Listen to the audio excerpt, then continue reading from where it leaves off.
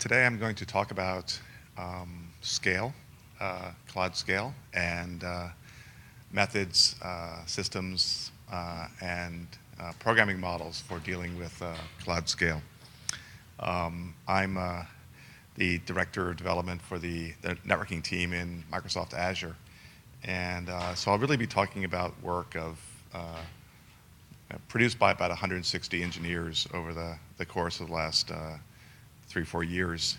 And I know this is a diverse audience and interested in cloud in general. I'm going to focus on network, but really the principles should be familiar to people working on compute and storage. And I think there's a message in there for people interested in cloud in general on how to make it highly reliable and do what you want it to do. I think if you're interested in this topic of software-defined networking, SDN, want to know what it's about, there'll be a lot in here for you too. Really what it means now is that systems are much more open than they were before, and so you can essentially go after problems using all the normal and good tools that you get from computer science and distributed systems. So I'll expose some of those core problems and some of the core systems and solutions. So for example, if you're not working in networking, you might think that networking is all about manipulating large graphs and keeping track of diverse state, and that's what it is about. Although in the past the graphs were implicitly derived from the network by plugging things in, and then the protocols would kick into action, and the graphs would emerge. Whereas if you take an SDN approach and you're in a cloud, it's really not about emerging graphs. It's about telling the systems what kind of graph you want and manipulating those graphs to get your goals achieved. And I hope to show you how that works. So first I just want to give a little bit of background on cloud scale and what's going on at Microsoft with Azure. And really want to just give some kind of notion of what is scale and what is growth.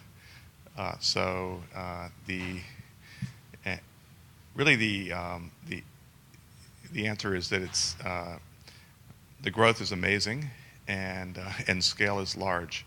So in terms of compute instances, we went from 100,000 to millions over these 4 years. In terms of storage, again, we went from tens of petabytes to exabytes over these 4 years. And in terms of just raw network capacity, it's been even faster. Went from tens of terabits per second to petabits per second total capacity in the data centers. A little bit more about Microsoft Azure. So it's really what's going on all those compute server instances is that people are outsourcing their business to the cloud. And so, for example, more than half of the Fortune 500 companies are now in Azure. And in terms of just the agility that you have to sustain, we get every 6 months we get about a doubling of compute and storage. This data is about 6 months old, but we get at that time about 1,000 new customers a day, and all kinds of new applications on top of SQL databases, websites, authentication service, and so on. So that's what scale is. It's these huge numbers. You can think of tens of mega data centers all around the world and lots of satellite data centers as well. And the question is, how do you program that? How do you manage it? And I'm really going to talk about two aspects of that. And so one will be around graphs and infrastructure build out. And I'll talk about three components that have been built in Microsoft Azure: NetGraph, Network Graph Generator, and Network Graph Service. And then I'll get into, afterwards, the second part of the talk, which is about management applications on top. There again, getting back to what I said at the beginning, you'll see that there's more to SDN than just the flow abstraction. Flows are important in managing flows, that's important, but there's a lot more there too in SDN. And in particular, I'll talk about something we call the network state service, and talk a little bit about how that works. And I'll talk about important applications, upgrading the software, how to deal with failures, and how to do traffic engineering. So again, the focus is on physical network here, and I'll talk about key problems that we have to take care of. So let me talk first about the infrastructure build-out type problems. So I mean, what if you just tried to build a massive data center network or a massive wide area network today? What would you see? Well, you have lots of different devices, lots of different vendors, lots of different technologies, and if you're coming at it from industry, you'll have lots of different teams. Some will have built this piece, and some will have built that piece, and things will have changed. And so you really are confronted with a mishmash of languages and data models, and without any consistent language for describing architectural intent and having that intent enforced in code. Then the infrastructure itself brings lots of challenges. Typically, one second.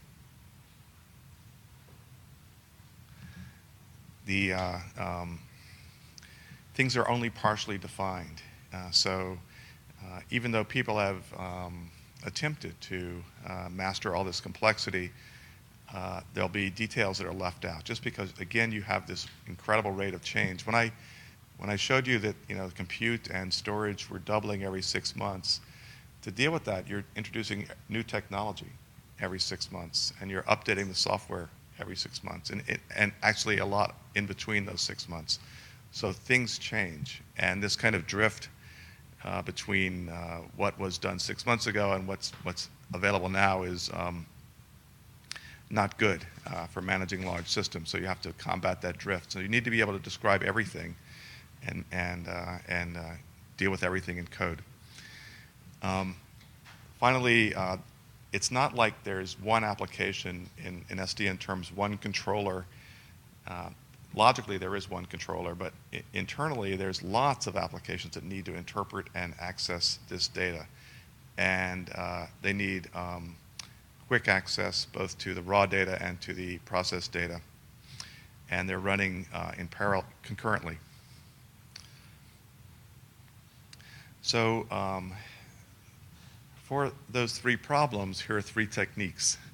So we have developed a net graph that I'll describe to you, which gives you an abstract data model for this complex network. We have applications for generating that graph and actually making sure that the graph has adhered to the design requirements and all the constraints imposed by the designers, and you don't miss any details. And then we have a service that consumes and provides a in-memory graph database on this graph model, and the applications can access this through a RESTful API. And one of the things that you get from this is the ability to constantly validate different aspects of the design. So, for example, one of the essential parts of running a network is access control. Who gets to speak to who, what clusters get to speak to what clusters, what customers get to speak to what services, and so forth. And these access control lists are a world to themselves. And there's been a lot of good work in the research community and in particular at Microsoft on how to validate network-wide consistent access control lists so that can run constantly. And really lots of other tools, to make sure that, for example, that when you're doing a maintenance, there's enough spare capacity so that the maintenance doesn't impact running service. All this kind of validation can run constantly, all the time, on top of the graph. So what do I mean by graph? It's really common CS notions of nodes, links, and now with flows, which typically people nowadays focus on flows and flow management, but they're just one of the elements. The typical routing problem that gets discussed in networking conferences is which flows, these little orange rectangles here are supposed to indicate flows, get mapped to which paths in the network. That's the routing problem. You have a graph, you have to put forwarding paths along the graph, and then you classify flows and put them on those paths. That's essentially the networking problem. Other flows will take other paths, and there'll be policies about what kind of paths are allowed for what kind of flows. There'll be some flows, for example, DDoS type flows that you don't want to even allow into the network. And you'll have policies for banning those flows. So now I want to open up a little bit the hood and go into some details. I have about 3 or 4 slides on this, just to give a feeling for what it means to describe this graph in more detail. So the graph really is layered. There is a physical network component, and the physical network really is the bottom layer, the first layer. And you want to give full details, device by device, link by link, every device, every link. So you need to capture the servers. Servers are also networking devices, increasingly so. All the switches, so you have tens of thousands of switches. The power distribution units, they're also networked, and out-of-band networks and terminal servers and power networks and other network-attached resources. So these things have names, they have roles, they have SKUs, which really is the set of consistent hardware choices you've made and deployed all across the network for one generation, and where these physical devices are. And similarly for the links, there's are we talking about Ethernet links, power, serial links, what's the start point and end point of the link, what's the type, what's the bandwidth. So in this little example, I have 4 devices, 2 devices that are spine devices. You can see the word spine in there at the top, and 2 devices that are leaf devices. Spine and leaf are just different roles that devices can play in a data center network. This is really a somewhat obscured snippet from a real network graph. And so you see that things have things are described in XML with normal XML tags. It could be JSON, something else. That's not that important. And we've talked about SKU and the name of the device, and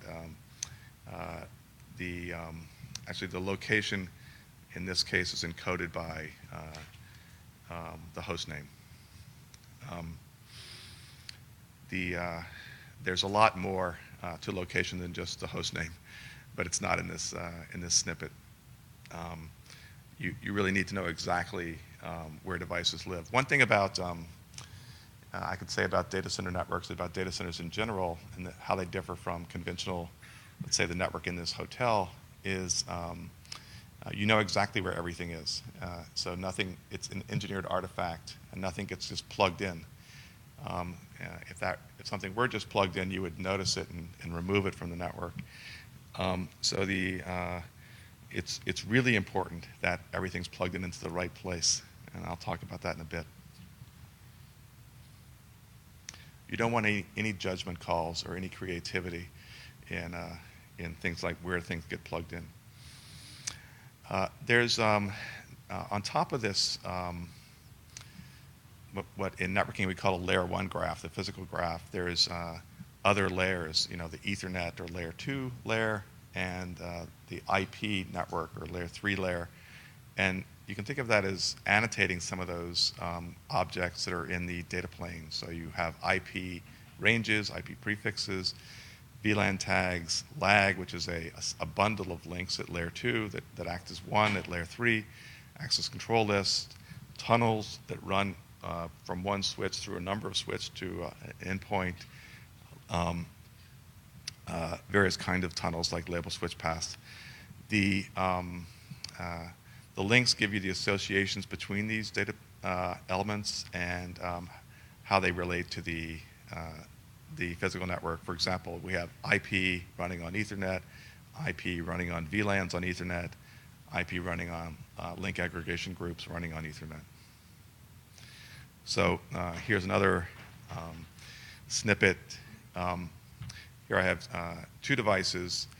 The top one is a spine, and the bottom one is a leaf device in the data center. And I have extracted some elements of the interfaces of the links. The interfaces are the two ends of a link, and then you can see there's a keyword attached to, which binds the interface to, in this case, loopbacks, which are implicitly defined names on the routers.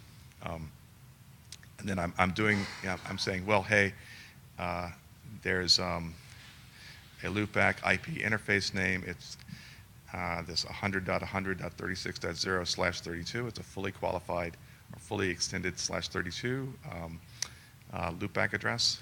And then I'm saying, oh, but I also want to connect to a management network, which is a big network, a /26 network, this 10.6.202.3/26. And that's also specified here in this snippet. So you can see the details getting layered onto the graph. On top of this, there'll be a control plane graph. So here, one of the control plane protocols that commonly gets used in networking is the Border Gateway Protocol, BGP, and it's used for advertising what routes are available or what IP addresses are available behind which locations in the network. So you need to specify the BGP configuration on all the routers. We also have, for example, network appliances like software load balancers that'll run BGP as well. And so there's BGP running not just on the tens of thousands of routers, but BGP running on the millions, not every server necessarily, but on quite a few of the servers. Then you'll also have SWAN is the name of our wide area software-defined networking project, and we'll have to specify the control elements of the SWAN controller as well. And then BGP is established on each of these control plane elements, and you'll have to set up BGP sessions on every link. So here's an example. Again, a snippet taken by obscuring slightly the real thing. You see that I've got again, an example of a spine router, and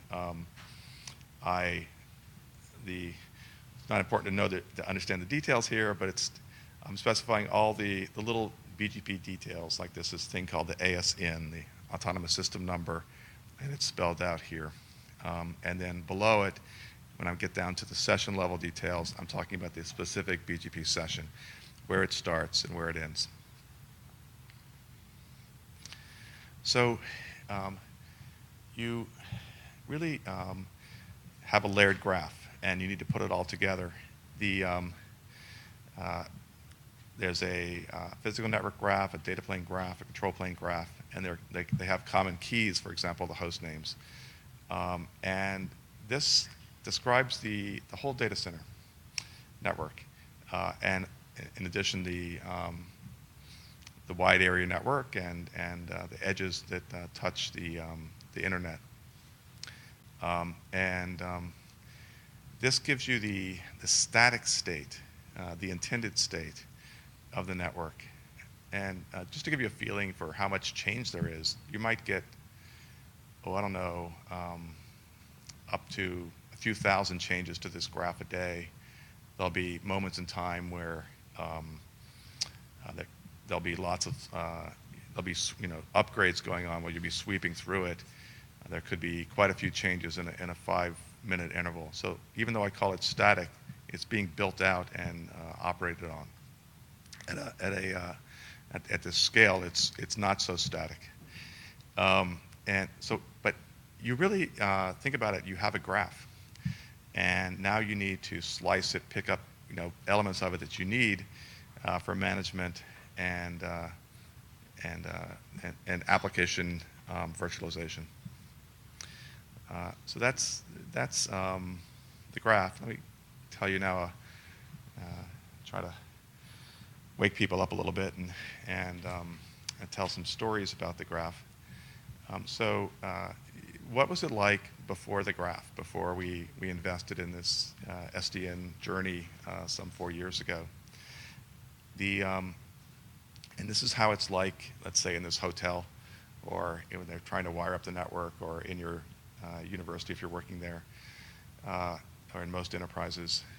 So on the left-hand side, you have, let's say, the system integrator or architect who's designing your network, and he's specifying what he wants in various forms like emails, PDFs, spreadsheets, where he's listing what devices he needs, maybe Visio, and iterating with a cloud hoster or the network administrator. At some point, he'll have the design, and he'll provide it to this guy in red, the deployment team, and the deployment team will have to obtain equipment from a fabricator, someone who will Dell or HP or whoever that provides the actual racks and gear in them. And so he will get a PDF file, and then he will generate XML and cable maps and so forth that'll describe how to wire up and validate the entire network. In a well-run system, you'll also have wire checking running. So if wires are not placed in the right ports, then the wire check service should flag that. So what do you get? Well, you get some things that are not so good. You get vendor-specific formats. Let's say, this switch vendor, this server vendor has a different way of talking about their devices, and the files will be in formats that change in time, depending on the integrator. The formats will be Excel, PDFs, emails. Typically, there'll be interchange about what does this field mean, really. It's hard to interpret. Something like code review is not normal in this world. It's hard to get peer review. There'll be information that's missing, and it's really hard to integrate, and it's hard to automate. So this is a little picture of a real build. There's a rack that's labeled B here. So the question that's asked or challenge for you is, do you see any differences between, of course you can hardly see the slide, but the version on this version and the version on the previous slide. And this is again, you're building at massive scale. You're adding thousands of servers every day or so, and how are you going to check to see if what gets built out is actually what was intended? And by the way, if it doesn't get built out on time, then you'll start to queue up more work for the data center build-out team, and they'll start to fall behind, and you'll start turning away customers, and it's not a pretty story. Incremental build-out is just part of life in the cloud. So you're constantly decomming, constantly building. So in essence, you'll have to debug this, and what the difference is that a port number was changed from 43 to 47. Now there's automated applications in the cloud for powering off things that are faulty. So for example, if these automated applications have their own redundancy. So for example, if you want to power off a server, you try to use the PDU to power it off. Sometimes the PDU will fail. If that PDU fails, you'll have to go to the top of rack switch and shut down the port, which will isolate that server, and then you'll send somebody to take care of the failed PDU at some other time scale. So if you get any of this wrong, you'll shut down the wrong server. Which means you've just not only you've not solved the problem, but you've caused another problem. And if you do this more, it'll cascade. So getting these details right is really just the life of running a cloud. So with the graph model, these bad things went away, and the build-out became much more predictable and correct and fast. So days and days of time debugging were just removed by introducing the graph service. So you still need to, humans still have to get into the act on the left to figure out what is the right design. And even if you have some general notion of the right design, there can be really important variations in depending on how technology has moved in 6 months or so.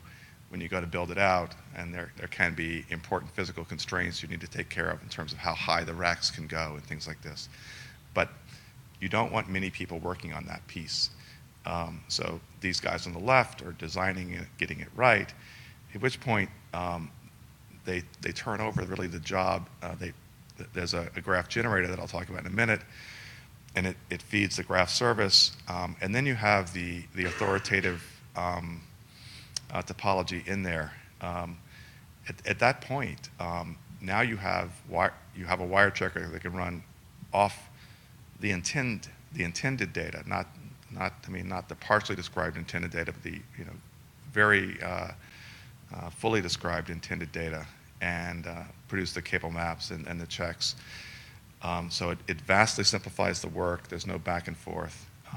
Things are deterministic and get wired up and checked with confidence. So what do these tools looks like? Well, again, there's the you need to empower the designers, the guys on the left in my picture, to prescribe a network design. What does it mean? Well, you want to be able to, the job of the graph generator is to encode the network topology.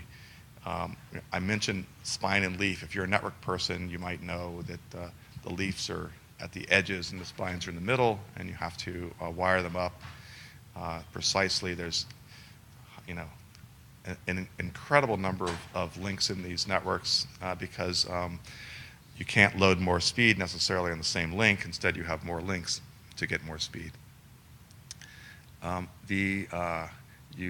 You have to check the assignment of IP addresses.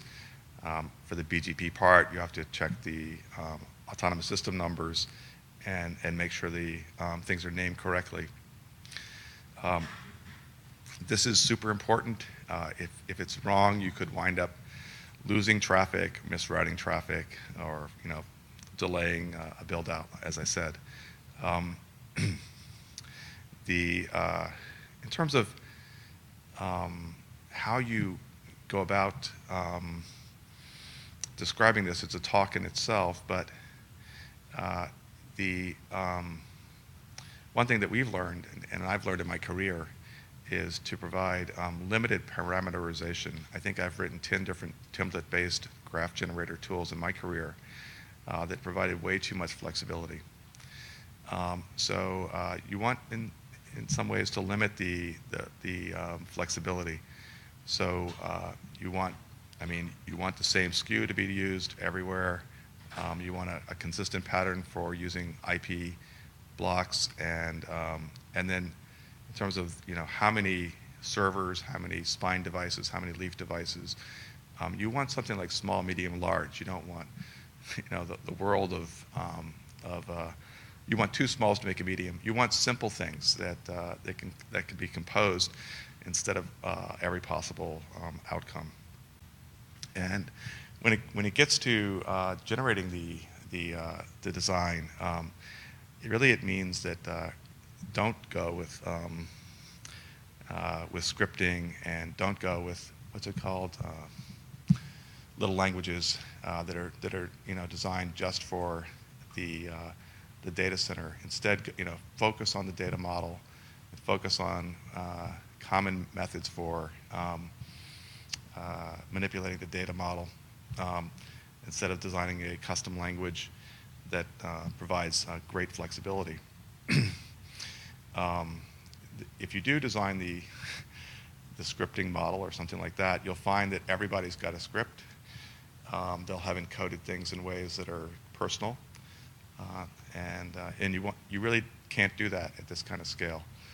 So you need the model to be the thing, and everything else consume the model and just generate in simple ways. So how do we generate the graph? I'll show some graphs in a minute. You start with a high-level design. You fill in the concrete details. And again, I'm emphasizing every little bit of those details.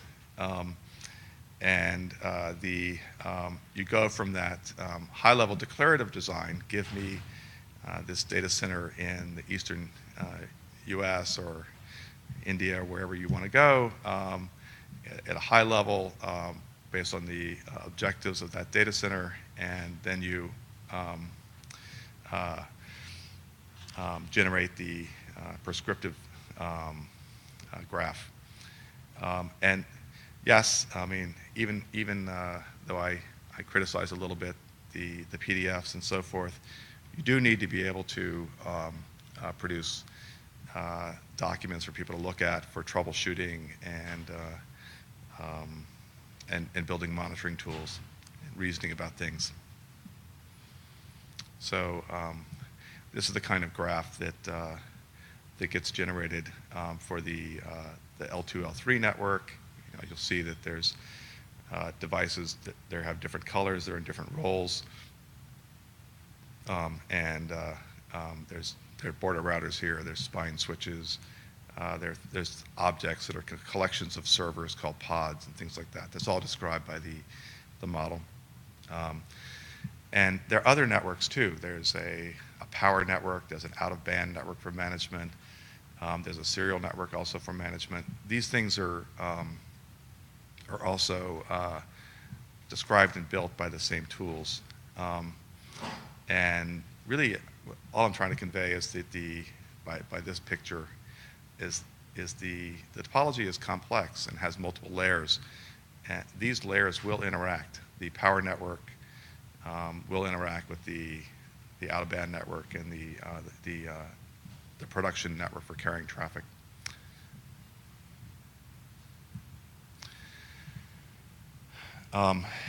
So in the end, what you get is a service that applications can query.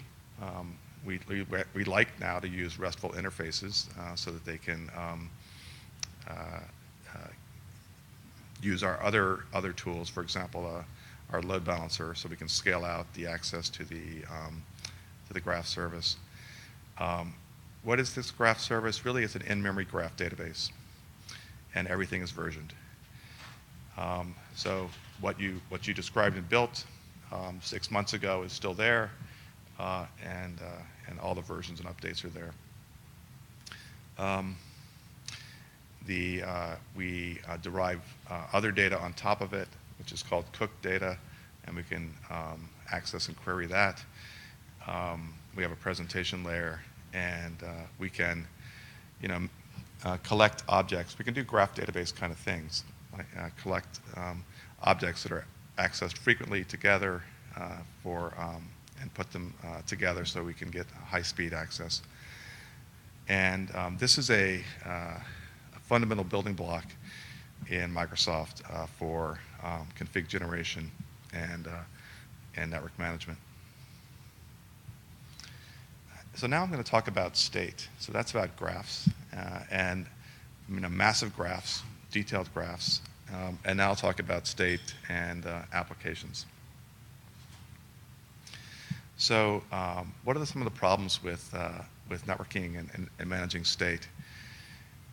So there's always something, there's something happening in the network, and say unexpected. We know there's going to be failures of various kinds, bugs and so forth in the switches, and even if they have 1 in a million chance, they're going to happen in a cloud every day, because we have that many objects to deal with. So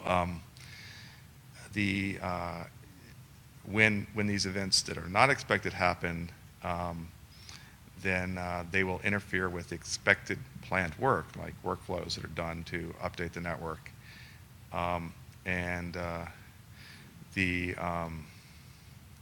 You can predict that, there's going to be 100 links that will fail today, but we don't know where, and it's sometimes hard to predict the consequences to all these applications that are running in the network. The other thing is that it's not like we can serialize work in the network or in the cloud in general. There's always activity going on. There's always new applications rolling out. Again, I mentioned DCOM and building out new services. It's all happening. And as you can imagine, really, it's what's different about networks is that these things interact in a network. I think some of the networking problems are more challenging, perhaps, than compute and storage problems. That's why you blame the network if you're a compute and storage guy, because you say, hey, everything looks good for me. It must be the network. It's because things interact across the network. And these interactions are difficult to track. And if things are misconfigured in some way, you can get major damage. If I have indifferent applications going on to update the cloud, then I potentially could be looking at it, or the network, a n-squared problem to anticipate those interactions. Really, it's hard to test for that. We take what we call a target state-driven approach. For every operation that we want to change in the cloud, we will have an observed state, and then we'll have a target state for where that operation wants to take the network, and then an updated state that we'll try to drive into the network. So we're constantly trying to reconcile the observed state with the target state. And so it's not like an open loop workflow to do something. It's like we have posted a task, and we are not going to take no for an answer until that task is done. We might back off or something or react to error messages, but we're constantly checking if the system is in the target state. The way we deal with concurrency is we use a centralized state management system called the Network State Service, which I'll tell you about. So here's an example.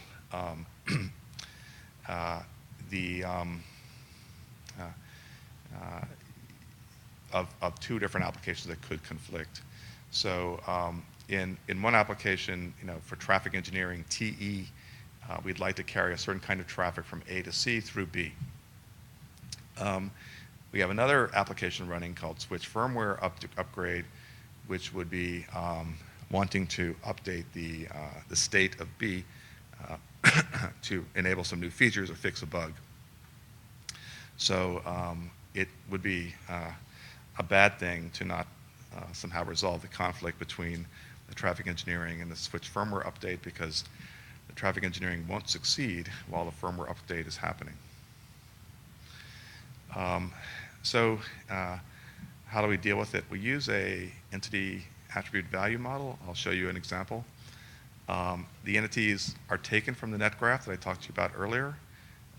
The properties are state attributes, which I'll show you examples of, and you'll see what the values look like from the examples. They're in a finite range,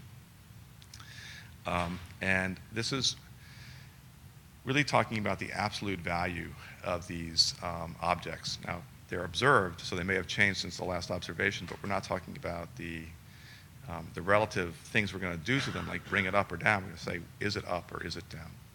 Okay? So here's some examples. I have a device and a link. I have attributes like a power state, firmware version, CPU load level, and the values that you can see here, up or down, version number, low, high, full, or medium. Similarly for links. Now, really what we see as the benefit of this state manipulation system network state service is that we have a simple, understandable way to transform state in this huge system. And we're constantly reconciling state between what we see, what's observed, and the network itself, the target. So some network management applications don't have this intermediate layer of the state service and go directly to the network. We don't. Our management applications go to the state service and observe what's in the state service, propose what they want, and then give it to a update service to make it happen. I'll talk a little bit about that in a second. So some of the things that we can deal with here is changes. We will see that a device failed or a link failed, and we want to bring it back. We'll do the appropriate escalations or repair operations to make that happen. We will be updating the software, changing the attributes, for example, the IP addressing, and we will deal with failures in this state. Here's a schematic of what it looks like. So you have the network at the bottom, and you have monitoring agents, stateless monitoring agents. They're just given jobs to do, and they go do them, and they populate the observed state. This observed state will live in a globally available, scalable cloud store. Then the management applications will run on top of the observed state. Let's say it's firmware update. It will propose a new firmware version for a device, for example, and then give that over to a set of validation routines, which is really a luxury. You can add more and more validation as you go, and you find the need to do that for bugs and so forth.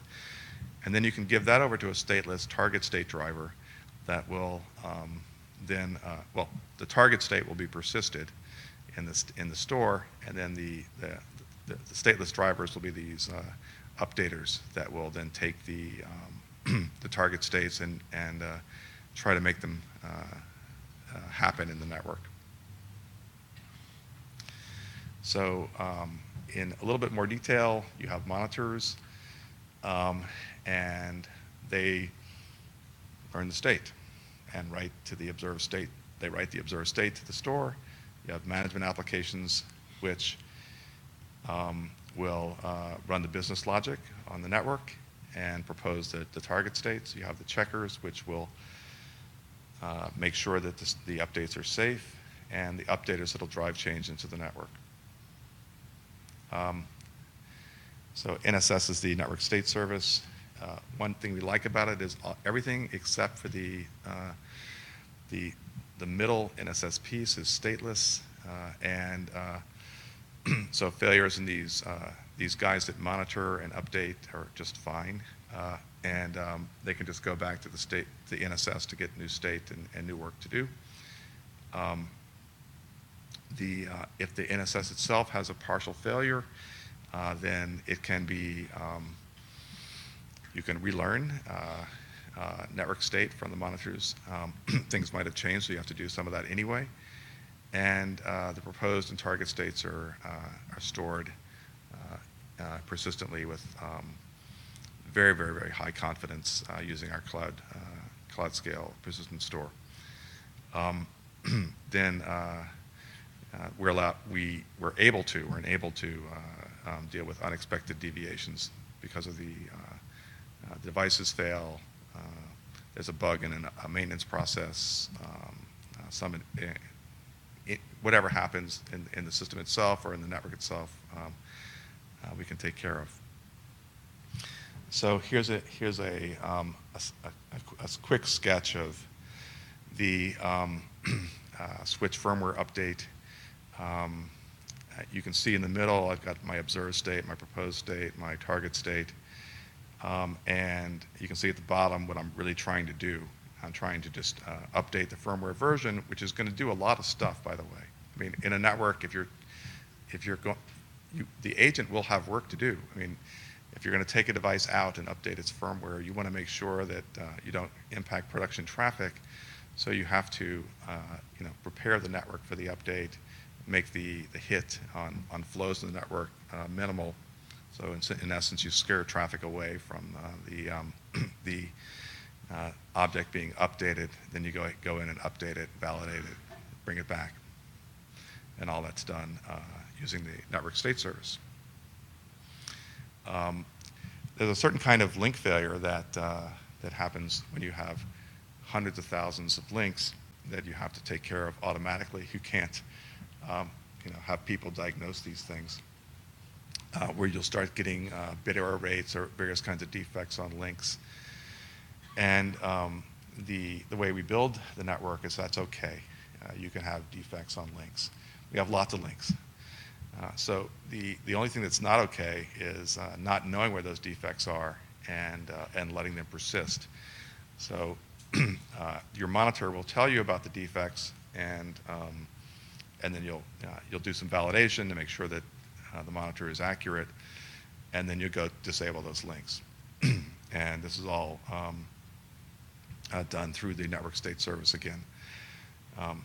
Now, they're marked out of service. Will also be taking care of what's wrong with them on a more relaxed time scale. But we want them out if they have a defect quickly.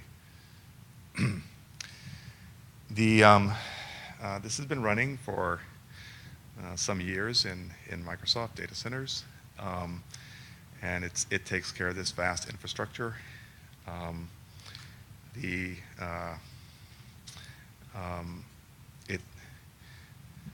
I skipped one thing. I want to see if I can get to it. I have it here.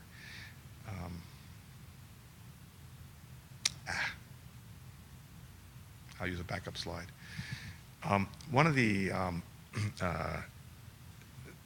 applications that I didn't show you before I wrap it up is traffic engineering. The basic elements of traffic engineering are that you have different priorities of work in your cloud, in your network, and you want to be able to mark priorities appropriately at the host.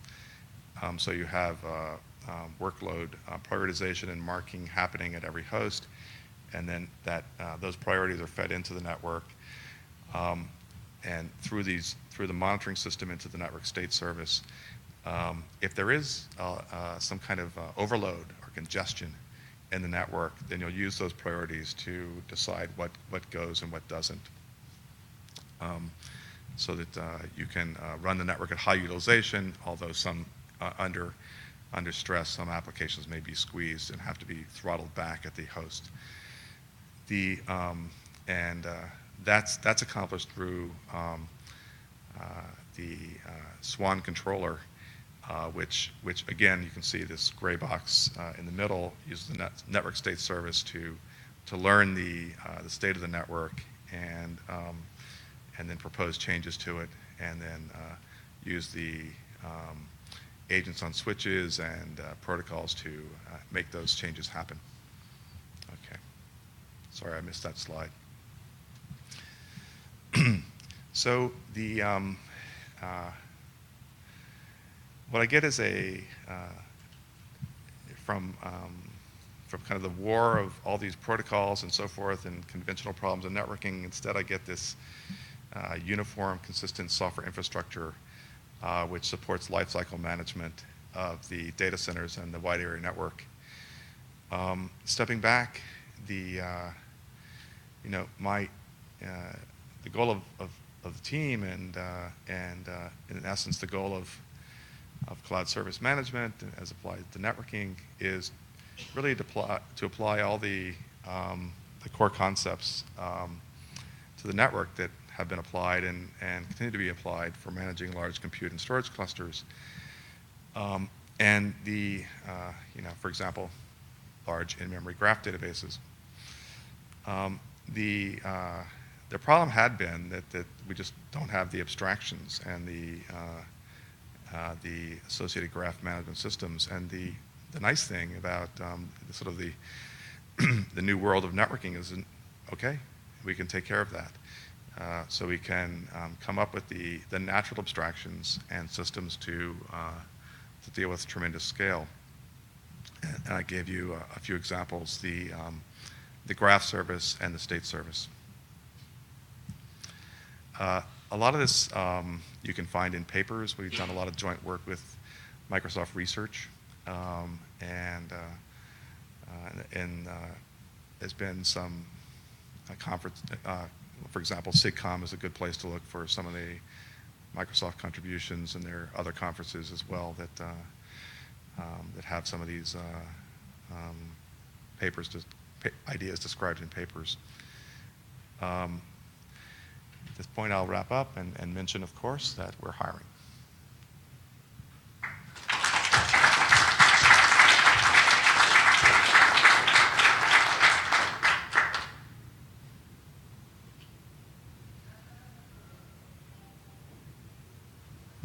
I think we've reached the question point. I'm David Lynn. I'm from Vanderbilt University, and I'm kind of a poser at a cloud conference. I'm looking forward to cloud, but I'm not ever going to be a cloud provider unless I come to work for y'all. At what level does this sort of overhead become worthwhile?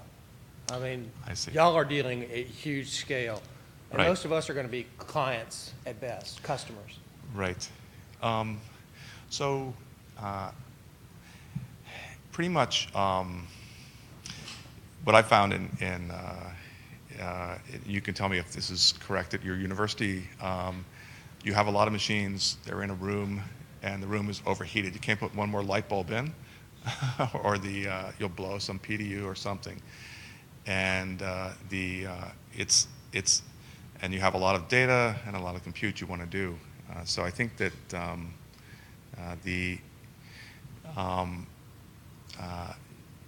it makes sense to treat even the enterprise as a carefully engineered artifact.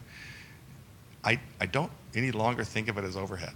I think of it as just life. It was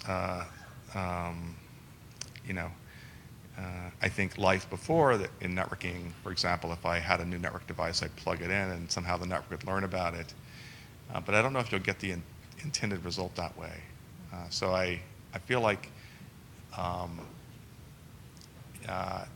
it's true that you don't have the same rate of change or the same scale, but you probably have similar needs for, you don't want to think about network problems, and so you want a tightly engineered artifact. And the other thing is, what you get from this approach is a lot of options. So, in the conventional approach to networking, the network providers would give you they would somehow take care of this problem with a proprietary closed system, and now you have options. You can do your own. You can pick whatever device you don't care as much, and you can also pick different control plane providers, or write your own. I have one more question. Okay. If you mentioned a couple of times about versioning, could you tell us what is versioned and where it is versioned? Sure. So essentially all objects are versioned in the graph database.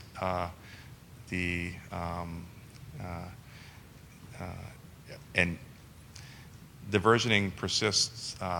I guess it's a little bit fractal at every level. So we need to know the provenance, I guess, of all the updates ever done on a device, so that we can see what's going on with it. And we also need to be able to roll back if there's an issue. So one of the things that I should have mentioned, rollback, that's important, that when you have this constant update process going on, then one way you make it safe is you have watchdogs that are watching the rollout, and if the rollout is not doing well, then it will automatically pause it, roll it back, and then the developer of the application that caused the problem, or the firmware, or whatever that caused the problem, can be rethought and rolled out again next week. Okay. Hi, I'm Jonathan Apava from Boston University. First, thanks very much for that talk, because it's really interesting, especially as an academic, to be able to get that opportunity to see this vantage point, which is just really hard to see. I mean, you postulate that these problems must exist at that scale, but it's really nice to see, okay, computer science techniques being applied in a very methodical fashion, and it does work, opposed to just saying it works. Yes. But that aside, so actually this last little comment was actually part of the question Okay. I had.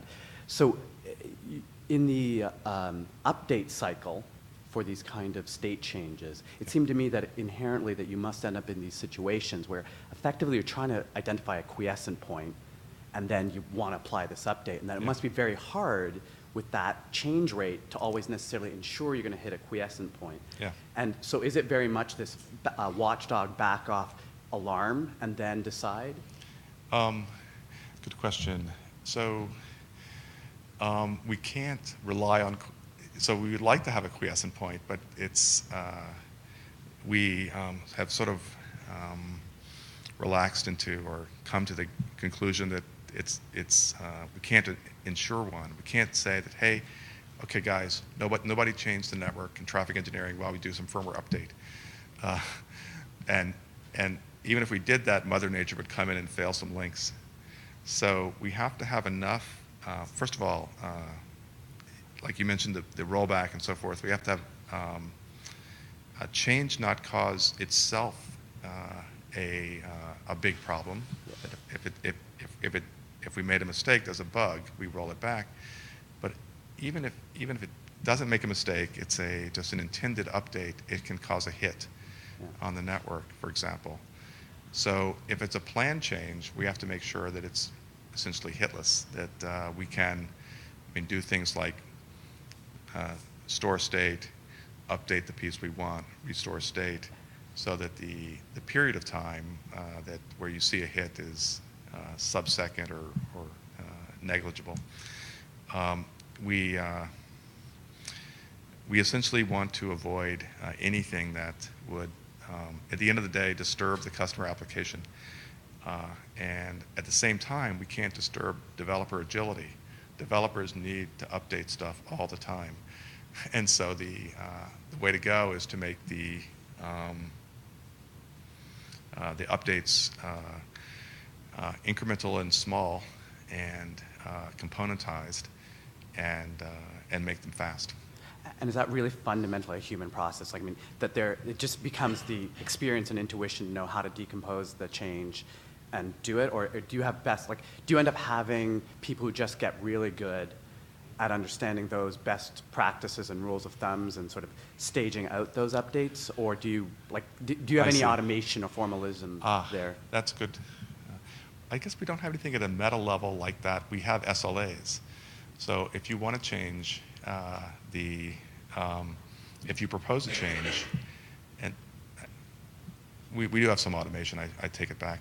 If you propose a change and it's going to impact SLA, then these systems, these validators will not let it through. And at a design point, we have SLAs for all change, so that if you're not going to get through test if you violate an SLA on an update. And then, like for example, if we are changing the access control rules in a host or a network device, then that can happen for lots of reasons, and it can happen a lot, so it has to be sub-second. So these SLAs are defined by people thinking about the continuity of service for customers and cascading impacts too. There are services which depend on services which depend on services.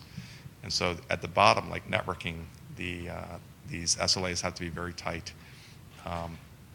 So the componentization is not automatic, but the SLAs that come with them is part of the design, and then there's automatic systems that check SLA in runtime. Yeah. Hi, Can Türkişçi from IBM Research. One thing I'm wondering is you laid out this very nice automation framework for configuration, and there is the validation aspect of all this. I was wondering whether you have any gaps from what you have configured to what you can actually validate, or is everything easily queryable so you know your desired state is actually met when you reach the final state?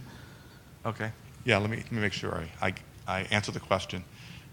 So there's a little bit of a difference between the build-out part and the lifecycle management part. And really it's the way you handle errors. So in build-out, we are, for example, if a link is having a problem, we will have to stop the build-out. We don't want to go live with we have to have a certain kind of working set, all operational. So the management application for build-out is less tolerant, I'd say, of working around issues that happen. But other than that, it's going to produce full details and then start running validation as things are getting built, provide feedback if there are people cabling to those people, and not sign off. The application won't sign off until various burn-in tests and network-wide validation acceptance tests are done. After that's done, the network is kind of in production.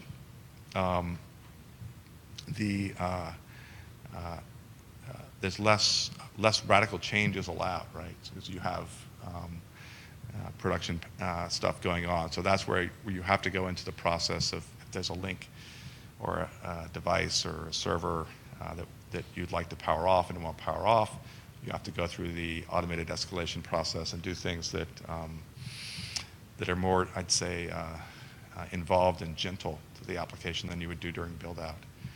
Did I get the question?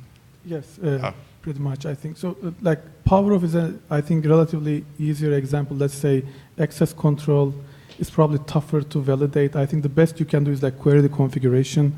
But after that, I think you have some kind of an incident tracking to see if something is unexpected. I see.